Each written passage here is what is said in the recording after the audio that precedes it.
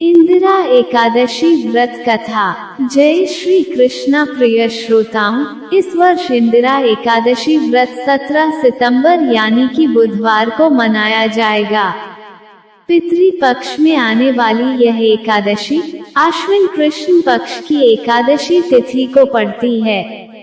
इस दिन भगवान विष्णु के ऋषिकेश स्वरूप की पूजा की जाती है और व्रत कथा सुनना शुभ माना जाता है। माना जाता है कि इस व्रत के पालन से पितरों का उद्धार होता है और व्रती को जीवन के अंत में स्वर्ग की प्राप्ति होती है। धर्मराज युधिष्ठिर कहने लगे कि हे भगवान, आश्विन कृष्ण एकादशी का क्या नाम है, इसकी विधि तथा फल क्या है, सो कृपा करके कहिए। भगवान श्री कृष्ण कहने लगे कि इस एकादशी का नाम इंदिरा एकादशी है। यह एकादशी पापों को नष्ट करने वाली तथा पितरों को अधोगति से मुक्ति देने वाली होती है। हे राजन, ध्यानपूर्वक इसकी कथा सुनो।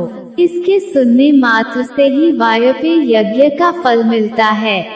प्राचीन काल में सतयुग के समय में महिष्मती नाम की एक नगरी में इंद्रसेन नाम का एक प्रतापी राजा धर्मपूर्वक अपनी प्रजा का पालन करते हुए शासन करता था।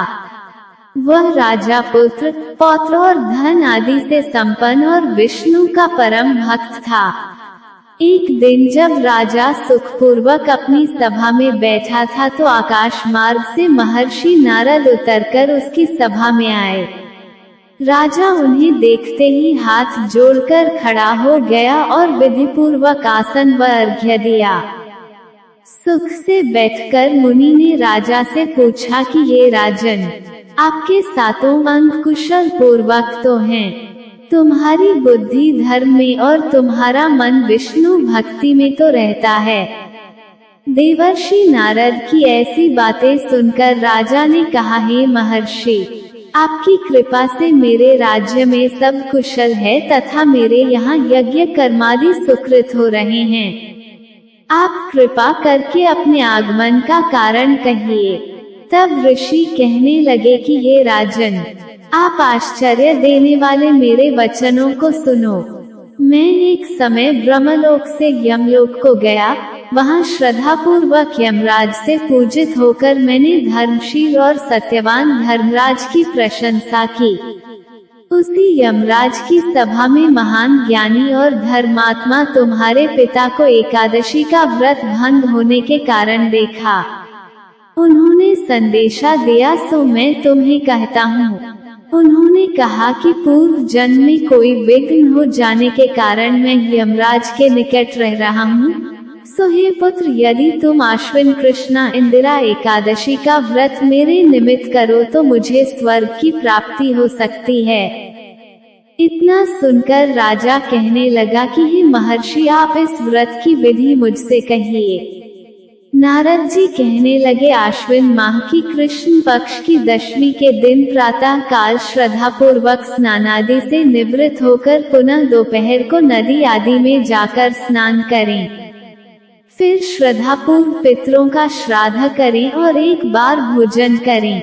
प्रातः काल होने पर एकादशी के दिन दातून आदि करके स्नान करें। फिर व्रत के नियमों को भक्तिपूर्वक ग्रहण करता हुआ प्रतिज्ञा करें कि मैं आज संपूर्ण भोगों को त्याग कर निराहार एकादशी का व्रत करूंगा। हे अच्युत, हे पुंडरीकाक्ष, मैं आपकी शरण हूँ, आप मेरी रक्षा कीजिए। इस प्रकार नियम पूर्वक शालिग्राम की मूर्ति के आगे विधि पूर्वक श्राद्ध करके योग्य ब्राह्मणों को फलाहार का भोजन कराएं और दक्षिणा दें। पितरों के श्राद्ध से जो बच जाए उसको सूंघकर गौ को दे तथा धूप, दीप, गंध, पुष्प, नैवेद्य आदि सब सामग्री से ऋषिकेश भगवान का पूजन करें।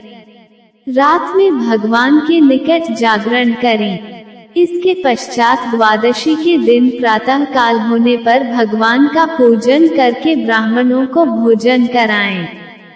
भाई बंधुओं, स्त्री और पुत्र सहित आप भी मौन होकर भोजन करें। नारद जी कहने लगे कि हे राजन, इस विधि से यदि तुम आलस्य रहित होकर इस एकादशी का व्रत करोगे तो तुम्हारे पिता अवश्य ही स्वर्गलोक को जाएंगे। इतना कहकर नारद जी अंतर्ध्यान हो गए। नारद जी के कथनानुसार राजा द्वारा अपने बांधवों तथा दासों सहित व्रत करने से आकाश से पुष्पवर्षा हुई और उस राजा का पिता गरुड़ पर चढ़कर विष्णुलोक को गया। राजा इंद्रसेन भी एकादशी के व्रत के प्रभाव से निष्कंटक राज्य करके अंत में अपने पुत्र को सिंहासन पर बैठाकर स्वर्गलोक को गया।